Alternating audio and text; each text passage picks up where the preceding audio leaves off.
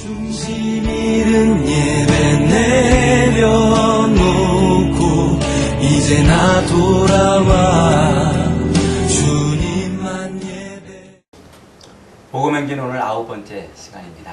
우리는 새 포도주는 새 부대에 라는 제목으로 말씀을 나눕니다. 옛날 어느 나라에 임금님이 한 분 계셨어요. 정치도 잘하고 백성들에게 아주 신망도 받는 좋은 임금님이었어요. 그런데 그 임금님이 고민이 하나가 있었습니다. 자식이 없는 거예요. 자기 왕의 대를 이을 자식이 없었습니다. 그런데 어느 날 거리를 지나가다가 한 거지 아이를 보았습니다. 왕은 측은지심이 들어가지고 갑자기 그 거지를 자기에게로 불러오라 그랬습니다. 옷이 다 낡고 찢어지고 떼국물이 쪼르르 흐르는 그런 아이였는데 임금님은 이 아이를 보자마자 여봐라, 이 아이를 이제 왕궁으로 데려가서 내 후사로 삼겠노라, 이런 얘기를 했습니다. 모두가 다 깜짝 놀랐습니다. 거지 아이도 깜짝 놀랐죠. 신하들이 거지 아이를 왕궁으로 데려가서 깨끗이 새롭게 하고 왕의 후사가 될 준비를 다 했습니다. 그런데 놀라운 일이 벌어졌어요. 이 거지가 그 지저분하고 꼬깃꼬깃 찢어진 그 옷을 안 벗고, 저는 이 옷이 편해요, 이 옷을 벗기지 말아주세요, 그러고 있는 거예요. 조금 지나니까 또 진수성찬을 쫙 차려놓고 먹으라고 그러니까 이 거지가, 저는 깡통에다가 비벼 먹는 것이 좋아요, 깡통에다 먹겠습니다. 또 그렇게 고집을 피우는 거 아닙니까? 다음날 아침에 일어나니까 이 비단 금침대, 이 비단 침대에다가 탁 누워놨는데 그걸 다 제껴두고 저 구석에서 쪼그리고 그 낡은 옷을 뒤집어 쓰고 잠을 자고 있는 거예요. 그러면서 저는 이런 것이 불편합니다. 저는 다리 밑으로 가서 자는 것이 편합니다. 이렇게 얘기를 했답니다. 이 거지 소녀는 갑자기 자기에게 온 그 놀라운 행운을 받아들이지 못한 겁니다. 여러분 같으면 어떻게 했어요? 내가 만약에 그 거지처럼 탁 택함을 입었으면은 얼마나 멋지게 잘 왕궁에서 멋있게 잘 살 수 있을까? 잘 적응할 수 있을 것 같죠? 한 사람 죄인이 그리스도인 된다는 것은 그와 비슷한 겁니다. 우리는 모두 다 본질상 진노의 자식이었어요. 다리 밑에 사는 거지처럼 사탄의 손톱에 찍혀서 평생 죄의 종노릇하면서 매일 먹고 마시고 사는 것 때문에 전전긍긍하면서 개가 그 토한 것을 도로 먹듯이 더러운 욕망과 동욕으로 헐떡거리면서 하루하루를 살아가는 그런 비참한 죄인들이었습니다. 그러다 허무하게 죽음 앞에 무릎을 꿇고 영원히 꺼지지 않는 지옥불에 던져져서 고통을 당해야 되는 그런 존재들이었습니다. 그런데 하나님이 우리를 부르셨어요. 하나님, 김아무개야, 이아무개야, 서아무개야, 내가 너의 아버지가 되고 너는 내 자녀가 되리라, 이렇게 불러주셨어요. 죄에서 불러내서 그 더럽고 악하고 음란하고 패역한 상태에서 우리를 불러서 하나님의 자녀로 삼아주셨어요. 어떤 사람은 부모로 말미암아 부름을 받은 사람도 있고, 어떤 사람은 친구로 말미암아 부름 받은 사람도 있고, 어떤 사람은 또 고난 때문에 또 부름을 받은 사람도 있습니다. 각자 이 모양 저 모양 방법은 다르지만 하나님은 그렇게 본질상 진노의 자식이었던 우리를 불러서 하나님의 자녀로 삼아주신 거예요. 나는 너의 하나님이 되고 너와 영원히 함께하리라. 여러분, 그 거지 소년처럼 정말 운명 같은 일이 우리에게 일어난 거예요. 어마어마한 일이 말이죠. 그런데 안타깝게도 아까 그 거지 아이처럼 내 앞에 펼쳐진 그 놀라운 변화, 그 어마어마한 변화를 잘 받아들이지 못해요. 그 엄청난 은혜를 다 누리지 못하는 거죠. 그 위대한 변화에 적응하지 못하고 그저 옛날로 자꾸 돌아가고 싶은 그런 몸부림을 치고 있습니다. 여러분, 여러분이 거지 소년처럼 그렇게 왕궁으로 부름을 받아서 왕의 후사가 된다 하는 그런 이야기를 들으면 잘 살 것 같죠? 나는 그 거지 소년처럼 그렇게 도망가지 않고 나는 멋지게 잘 살 수 있을 것이야. 그런데 대부분의 많은 성도들이 하나님의 자녀가 돼서 하나님의 부름을 받고 하나님의 자녀가 된 이 놀라운 자녀의 지위를 잘 누리지 못하고 있어요. 잘 누리지 못합니다. 많은 성도들이 실패합니다. 하나님이 주신 이 은혜를 누리기보다는 여전히 죄 안에 거합니다. 신나는 신앙생활은커녕 기본적인 신앙생활조차도 하기 힘들어합니다. 하나님 보시기에 왕자 같은 믿음 생활을 해야 되는데 여전히 거지 같은 그런 삶을 벗어나지 못하고 있어요. 왜 그럴까요? 그 어마어마한 변화를 누리지 못하는, 변화에 적응하지 못하는 거예요. 변화에. 그래서 변하지 못하니까 하나님의 자녀의 지위를 누리기보다는 옛 삶을 그저, 옛 생활을 그저 그렇게 살고 있는 거예요. 하나님이 얼마나 안타깝겠어요. 하나님. 이 변화라는 말은 사실 현대인에게 가장 익숙한 단어 아닙니까? 변화. 선거 때마다 변해야 된다고 막 이번에는 변화를 가져올 거라고 외치기도 하고, 생존 경쟁에서 살아남으려는 기업들이 늘 외치는 말이 이 변화 아닙니까? 변화. 그래서 옛날에 이건희 회장이 마누라와 자식은 빼고 다 바꿔라. 그래야 산다. 그래서 오늘 삼성을 이루었다는 거잖아요. 여러분, 우리가 세상에서 행복하고 보람있게 살고 뭔가 남들과 다른 삶을 살려면 변화에 적응해야 돼요. 이 변하는 세상에 변하지 않고 있으면 우리는 세상에서 도태가 됩니다. 변화에 실패하고서 성공할 수 있는 사람은 아무도 없습니다. 바람이 불면 나뭇잎이 흔들리시듯이 변화에 바람이 불면 사람의 마음이 흔들리고 삶이 흔들리고 사회 전체가 흔들립니다. 그렇게 흔드는 것을 충격이라고 이렇게 말해요. 충격. 그리고 이 충격은 필연적으로 사람들로 하여금 몇 가지 반응을 보이게 합니다. 대략 세 종류의 반응이 있어요. 첫째 종류는 변화를 무조건 거부하는 사람들. 변화를 무조건 거부하는 사람들. 보수적이라고도 하고 배타적이라고도 하죠. 너무 세상이 빨리 변하고 스마트폰, 옛날에는 그저 그냥 핸드폰 전화 걸고 문자만 하는 거였는데 요즘에는 막 해가지고 이 엄청나게 변해서 뭐 SNS도 주고받고 뭐 이런 핸드폰. 그래서 제 친구 중에 하나는 아직도 옛날 2G폰 갖고 다니는 친구가 있어요. 너무 이렇게 빨리 변한다고 그게 싫다고 말이죠. 굉장히 보수적이고 배타적이지. 변화하는 걸 싫어하는 거예요. 두 번째는요, 적당히 그 변화를 쫓아가는 거예요. 타협한다고 그러죠. 타협. 그래서 적절한 이 변화를 통해서 떨어지지도 않고 앞서가지도 않고 그렇게 변화를 수용합니다. 실용적 가치관을 중시하는 사람들이죠. 버릴 것은 버리고 취할 것은 취하자. 시대의 흐름에 발맞춰서 우리도 그렇게 바꿔나가자. 이렇게 말하는 거예요. 그리고 세 번째는 얼리 아답터. 소위 말하는 얼리 아답터.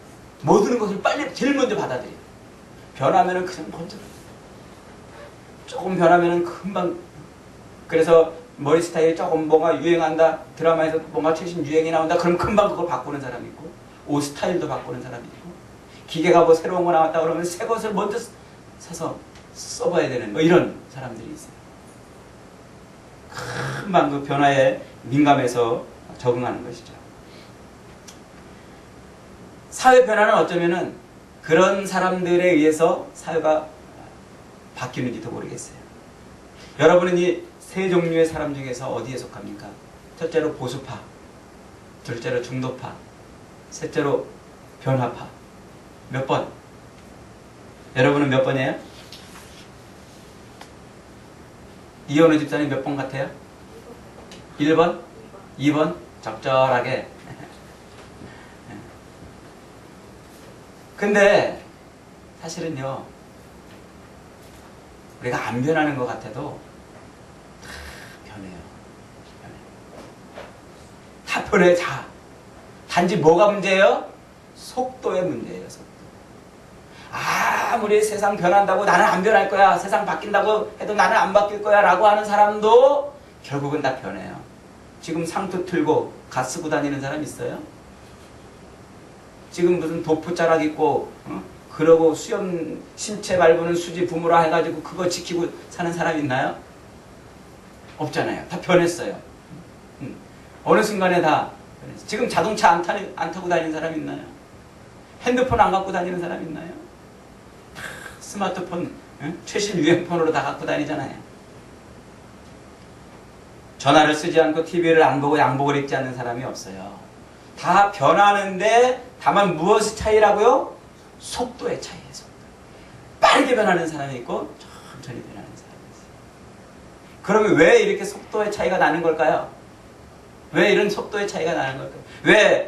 왜 누구는 천천히 변해서 보수파가 되고 왜 어떤 사람은 빨리 변해서 개혁파가 되고 진보파가 되고 왜 그런 걸까요? 그것은 그 변화를 일으키는 주체를 얼마나 좋아하느냐, 그 변화를 일으키는 주체를 얼마나 따르느냐, 여기에 이것에 관건이 있습니다. 우리 애들 보세요. 애들 내가 싫어하고 기분 나빠하고 막 꼴배기 싫어하는 친구가 머리를 빨갛게 물들여가지고 야 머리 빨갛게 물들이자 그러면 물들여요? 안 들여요.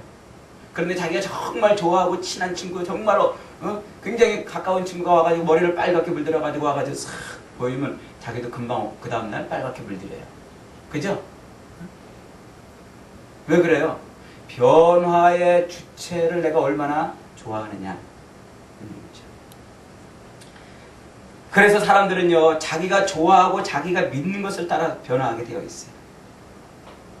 자기가 신뢰하고 좋아하고 변화의 주체를 자기가 믿을 때 그 변화의 주체에 빨리 적응을 하게 되는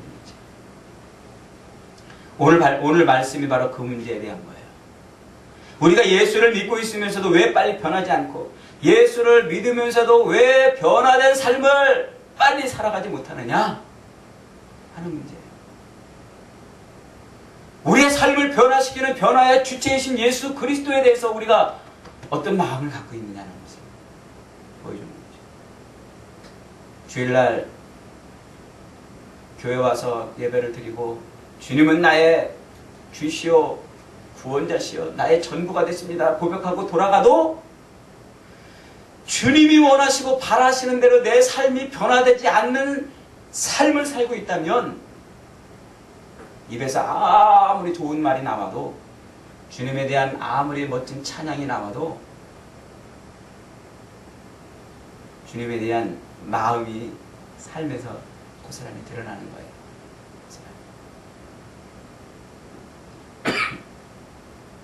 오늘 본문 20절에 보면 사람들이 와서 이렇게 묻습니다. 예수님요, 요한의 제자들과 바리새인들은 금식하는데 당신과 당신의 제자들은 도대체 금식도 안 하고 왜 우리 조상들의 전통을 지키지 않는 것이요? 예수님을 미워하던 사람들이 예수님을 잡으려고 던진 질문이지요. 예수님은 세 가지 비유로 대답하십니다. 첫째로 혼인집 손님들이 신랑과 함께 있을 때 금식할 이유가 없느니라. 잔치집에 와가지고 금식하는 사람이 어딨냐 이거예요. 가끔 그런 사람이 있죠. 잔치집에 가서 금식하는 사람. 그런 사람을 뭐라고 부른다고요? 바보라고. 잔치집에 가서 금식할 이유가 어디 있어요. 그리고 두 번째로 생배 조각을 낡은 옷에 붙이는 자가 없다. 그렇게 하면 기운 것이 낡은 옷을 더 못쓰게 만드느니라 그러잖아요. 새 천에 낡은 천을 갖다 붙이면 낡은 천에 새 천을 붙이면 어떻게 된다고요? 결국 낡은 천이 찢어진다는 거예요. 그 다음에 이제 가장 중요한 말씀을 하세요. 새 포도주는 낡은 가죽 부대에 넣지 아니하나니 그렇게 하면 부대가 터져 포도주가 터지고 부대도 버리게 됨이라 새 포도주는 새 부대에 넣어야 한다. 여기서 이 가죽 부대라는 것은요, 양이나 염소의 가죽을 통째로 벗겨내요. 통째로 벗겨내가지고 그 목 부분을 제외한 나머지를 잘 이렇게 여미고 꼬매가지고 그거를 이렇게 물주머니처럼 이렇게 이제 쓰는 거예요. 거기다가 물도 집어넣고 술도 집어넣고 지금도 이 중동 지방에서 그 가죽 부대를 쓰고 있잖아요. 그런데 이 가죽 부대가 낡아서 튼튼하지 못할 경우에 거기다가 새 술을 담아놓으면 술이 어떻게 돼요? 발효가 돼요. 발효가 돼가지고 가죽이 낡아졌으니까 이게 빵빵하다가 퍽 터져버려요. 그래서 새 술은 항상 어디다 넣어요? 새 부대에 넣어야 돼요. 새 술은 새 부대에. 예수님과 이 예수님의 가르침은 곧 새 포도주라는 거죠. 예수님은 잔치집의 주인이에요. 지금 예수님 앞에서 잔치가 벌어진 거예요. 그런데 그 잔치에 들어와 있는 자가 금식하면 얼마나 미련하고 어리석으냐. 예수님은 새 것이에요. 낡은 것에 붙여 놓을 수 없어요. 우리의 낡고 더럽고 헤어진 여기 예수님이 붙으면 우리가 찢어지는 거예요. 예수님은 새 포도주예요. 어디다 넣어야 돼요? 새 부대에 넣어야 되는 것입니다. 그래서 예수 그리스도를 받으려면 새 부대가 필요한 것이죠. 유대인들의 이 낡은 생각으로는 예수님을 감당하지 못했어요. 유대인들의 그 낡은 전통의 의식 가지고는 예수님을 감당하지 못했어요. 여러분, 우리가 신앙생활할 때, 우리가 교회 생활을 하고 우리가 예수 믿는 삶을 살 때 우리의 낡은 생각과 옛 생활로는 예수님의 은혜를 담아내지 못한다는 거예요. 우리의 변화되지 않은 옛날 옛 습관, 옛 생활을 가지고는 하나님이 우리에게 부으시는 그 은혜를 담아내지 못한다는 거예요. 그러면 부대가 질질 찢어져 새고 터져서 포도주도 버리고 부대도 버리게 되는 거예요. 교회 다니다가요. 그래서 상처받고 그래서 가슴 아파하고 이러다가 찢어져가지고 교회를 떠나는 사람들이 얼마나 많이 봤어요. 변화되지 못해서. 오늘 본문에서 예수님이 가르치시려는 그 교훈이 무엇입니까? 새 것은 옛 것과 함께 섞을 수 없고 옛 습관에 담을 수 없다는 거예요. 그럼에도 불구하고 오늘날 어리석은 교인들은 자기의 변화되지 못한 옛 삶을 그대로 가지고 그 속에 예수님을 담고 싶어 해요. 예수님을 압니다. 예수님의 말씀도 배웠습니다. 예수님이 어떤 분이시라는 것을 고백도 합니다. 그러나 자기 삶은 바꾸지 않아요. 자기의 생각도 자기의 삶도 전혀 바꾸려 하지 않습니다. 그저 예수님을 자기 옛집의 한 구석방에 모시려고 하고 예수님의 교훈을 자기 옛 생각과 옛 습관의 한 구석에 대고 조각조각 기우려고 하고 있습니다. 예수님의 말씀을 자기의 옛날 생각, 옛날 마음, 옛날 습관에 그대로 담아보려고 합니다. 마치 새 천을 옛 헝겊에 기우려는 것이죠. 새 포도주를 낡은 가죽 부대에 넣으려는 것입니다. 그러면 어떻게 된다고요? 찢어져, 터져버려, 망가지고 만다는 것이죠. 그렇게 어리석은 시도를 하니까 신앙생활하는 게 재미가 없어요. 교회 생활하는 게 재미가 없어요. 예수 믿는 보람도 없고 기쁨도 없고 주님이 살아계셔서 주의 영광을 우리에게 보여주시고 주의 능력으로 우리의 삶을 이끌어 가시고 주님의 권능이 나를 지배하고 통치하신다고 하는데 내 삶의 현장에서는 여전히 내가 주인이고 내가 바라고 원하는 대로 내 삶이 이루어져야 되고 그걸 위해서 주님이 도우셔야 되는 것으로 생각을 하는 거예요. 그 신앙생활이 자기의 일주일의 삶의 많은 삶 중에 하나의 삶이 덧붙여진 거예요. 그리고 교회 가는 게 피곤해요. 교회 가는 게 재미가 없고 그저 바쁘면 교회를 안 가고 내 일 먼저 하게 돼 있어요. 왜? 신앙생활이 교회를 다니는 생활이 내 삶의 많은 일 중에 하나이기 때문에 그래요. 교회를 안 다닐 때는 교회 다니는 일이 나한테 없었는데 예수를 알고부터 교회를 다니니까 그 일이 하나 덧붙이는 거에 불과한 거예요. 그게 내 삶이 내가 신앙생활 한다고 이렇게 생각하는 거예요. 그러니까 늘 찢어지고 터지고 염려, 근심, 걱정, 불안, 초조가 내 삶을 지배하는 거죠. 평안이 없어요. 기쁨이 없어요.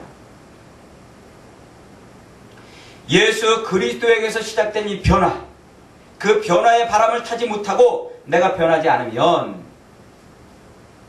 별 수 없어요. 내 인생은 찢어지고 틀어지고 망가지거나 아니면 가룟 유다처럼 혹은 에서처럼 죄와 마귀의 종이 되어가지고 예수님을 팔아 복음을 변질시키는 그런 인생이 될 수밖에 없어요. 예수님과 예수님의 말씀이 나를 변화시키도록 하지 않으면 돈이 나를 변화시키려고 해요. 세상 사람들이 나를 바꾸려고 해요. 여자가 바꾸고 남자가 바꾸고 이런저런 삶의 환경들이 나를 바꾸려고 해요.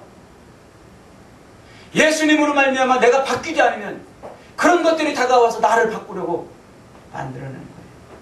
그러다 보면 이런 일 저런 일 때문에 우리가 실패하고 좌절하고 믿음이 변질되는 것이죠. 여러분, 그러므로 신앙생활은 내가 바뀌는 삶이에요. 새 포도주 대신 주님으로 말미암아 내가 바뀌는 삶. 새 하늘과 새 땅으로 가는 새 길을 걷는 새 인생이 되는 것이죠. 이것을 잊어버리면 우리는 아무리 애를 쓰고 몸부림쳐도 그저 이방인들처럼 자기들이 믿는 신 앞에서 비나이다 비나이다 그저 잘 먹고 잘 살게 해달라고 비는 그 인생으로 인생을 마감하게 되는 거죠. 여러분, 그러면 어떻게 하면 됩니까? 거지 소년이 왕궁에 들어와서 그 풍성함을 다 누리듯이 하나님의 자녀가 되어 이 땅에서 하나님의 은혜와 사랑을 놀랍도록 누리는 인생이 되려면 어떻게 하면 됩니까? 첫째로 의식의 부대를 새 것으로 바꿔야 합니다. 뭐를 바꾸라고요? 의식의 부대를 새 것으로 바꾸라고요. 의식이란 말은 인정한다는 것이고 알고 깨닫는 것이고 깨닫는다는 것이고 그렇게 여긴다는 것입니다.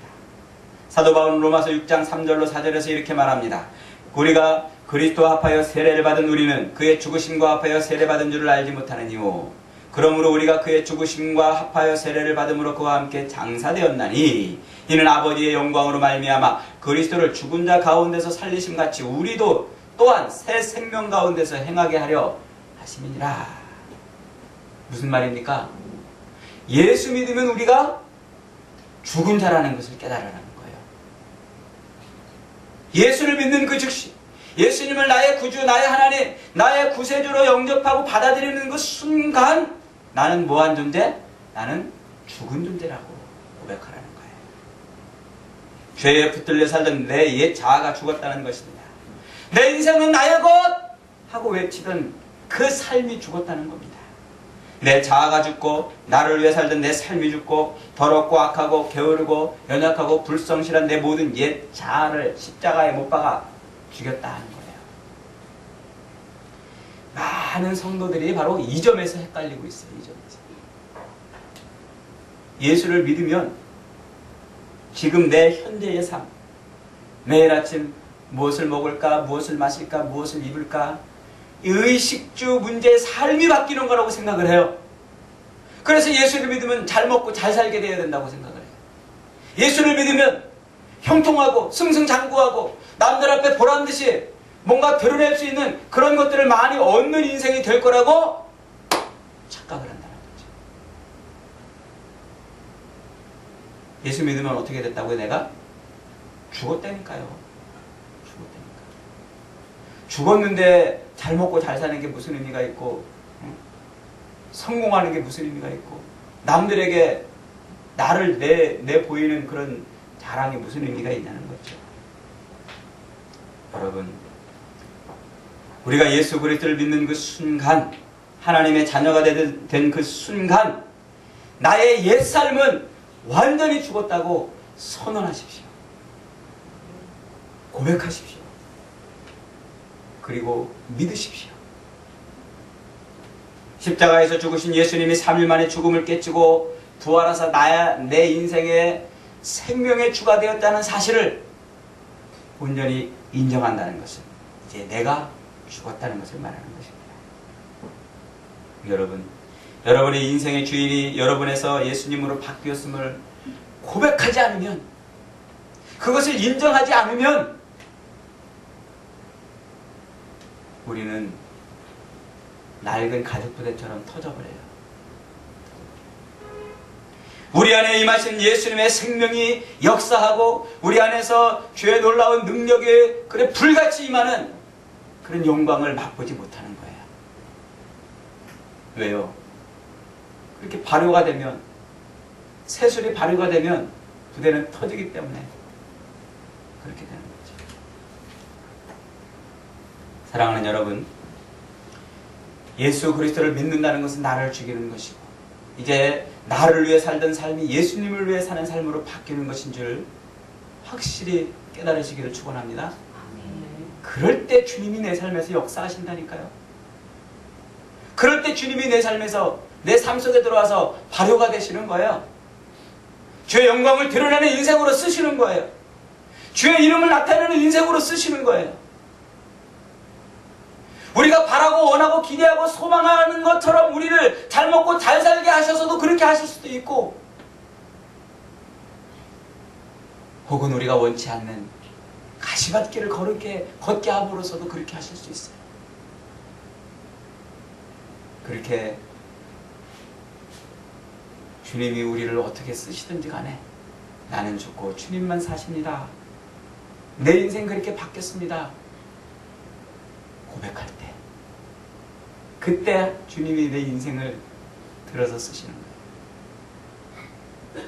확실한 것은, 보다 분명한 것은 하나님이 우리를 부르실 때 우리를 세상에서 내동댕이 치시고 여기다 그저 내버려 두시고 세상 사람들에게 멸시와 조롱을 받는 인생이 되게 하시려고 우리를 부르지 않으셨다는 사실이에요. 분명한 것은 아들을 십자가에 못 박아 죽이시면서까지 우리를 하나님의 자녀 삼아 주셨을 때 우리를 세상 가운데서 멸시받고 조롱받는 인생이 되게 하시려고 하지 않았다는 사실이에요. 아들을 영접하고 그 아들을 예수 그리스도를 붙들고 그분을 내 삶에 모시고 살면 하나님이 내 인생을 새롭게 변화시킨다는 사실이에요. 기대가 되지 않습니까, 여러분? 그렇게 저와 여러분의 인생이 변할 수 있기를 주님의 이름으로 축원합니다. 두 번째로 습관의 부대를 새 것으로 바꿔야 됩니다. 따라합시다. 습관의 부대를 새 것으로 바꿔야 합니다. 신라의 유용한 김유신 장군과 그의 에마, 말 이야기가 있죠. 이 김유신 장군은요, 젊어서 술을 굉장히 좋아했고요.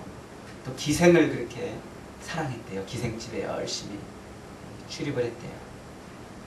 그런데 그는 나라의 운명을 어깨에 맬 만한 아주 훌륭한 또 제목이었고 인재였습니다. 그래서 주변 사람들이 늘 김유신 장군을 보면 충고를 했답니다. 너 그렇게 살면 안 된다. 너 그렇게 살면 안 된다. 그러다가 어느 날 김유신 장군이 깨닫습니다. 그리고 결심을 합니다. 그래, 내가 이렇게 술과 기생으로 내 인생을 허비하면 안 되겠구나 싶어가지고 이제 내가 절대 기생집에 안 간다. 절대 이제 내가 술 먹으러 안 간다. 결심을 했대요. 근데 참기가 어려웠대요. 그래도 꼭 참았대요. 매일 눈앞에 삼삼하게 떠오르는 술집과 기생의 그 모습이 아주 이렇게 어른어른 거렸지만은 그래도 꼭 참았습니다. 그러다가 어느 날 친구가 권해준 그 술 한 잔을 받아먹고 그만 깜빡 취했대요. 그리고서는 이제 밤늦게 말을 타고 오는데 말 위에서 꾸벅꾸벅 졸았대요. 그런데 그 말이 옛날 습관대로 자기가 옛날에 다니던 그 기생집이 자기를 데려다 준 거야. 말소리를 듣고 기생이 달려나와가지고 기뻐라 맞았습니다. 순간 김유신 장군은 깜짝 놀랐대요. 그리고서는 칼을 빼들고 자기의 말에 목을 쳐서 죽였다고 그러지 않습니까? 전해 내려온 이야기인데 사실인지 아닌지는 잘 모르겠어요. 그러나 여기에 중요한 교훈이 담겨 있어요. 우리의 의식을 바꿔도 우리의 습관이 바뀌지 않으면 아무것도 아니라는 거예요. 우리의 의식이 바뀌어도 내 습관이 바뀌지 않으면 우리는 실패한다는 거예요. 맨날 좋은 결심을 하고 또 결심해도 또 실패하고 또 실패하는 이유가 뭐냐? 습관이 바뀌지 않아요.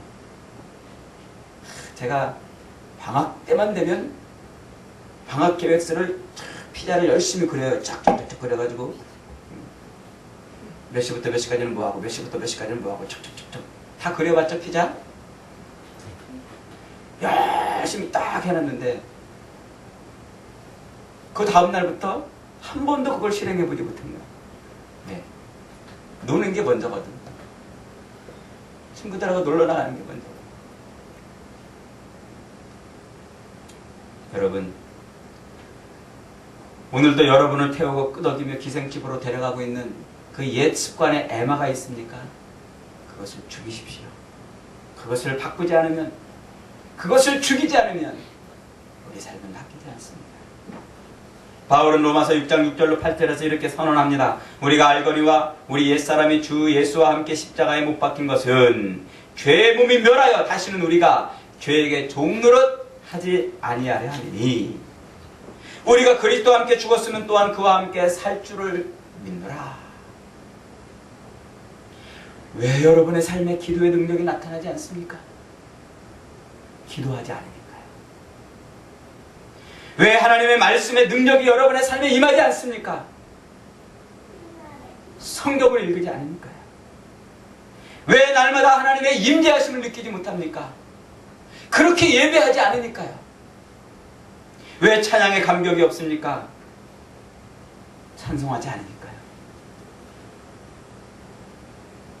아침에 일어나면 눈만 뜨면 맨 먼저 성경을 드는 대신 신문을 집어들고 기도의 동산에서 무릎을 꿇는 대신 TV 앞에 자리를 잡고 예배에 참여하는 대신 커피숍에 들르고 교회에 모이는 대신 내 즐거움을 위해서 가고 싶은 곳을 가고 우리의 영혼이 진정으로 바라고 갈망하는 일은 절대로 하지 않으면서 그저 내 옛 삶의 옛 습관대로 육신의 쾌락을 쫓는 일들은 열심히 하는 것이죠. 여러분, 이런 옛 습관에는 절대로 새 것을 담을 수가 없습니다. 사랑하는 여러분, 주님이 진정 여러분의 삶의 주인이시고 주님이 정말 여러분의 인생의 모든 것 되신다고 고백하신다면 우리의 습관을 바꿔야 그래야 주님의 역사가 일어나는 거예요. 그래요. 사랑하는 여러분, 하나님의 자녀로서 옛 생활 습관을 끊어버리고 새 생명의 새 습관을 만들어 보십시오. 그래야 새순의 은혜를 담을 수가 있습니다. 새로운 의식과 새로운 습관으로 자기를 무장해서 죄에게 종노릇하지 않고 그래야 새 생명 가운데 거할 수 있고 그래야 생명이신 주님을 날마다 누릴 수가 있는 것입니다. 저와 여러분이 날마다 생명이신 주님을 누리는 새로운 변화에 익숙해져서 새로운 인생을 날마다 살아갈 수 있기를 주님의 이름으로 축원합니다.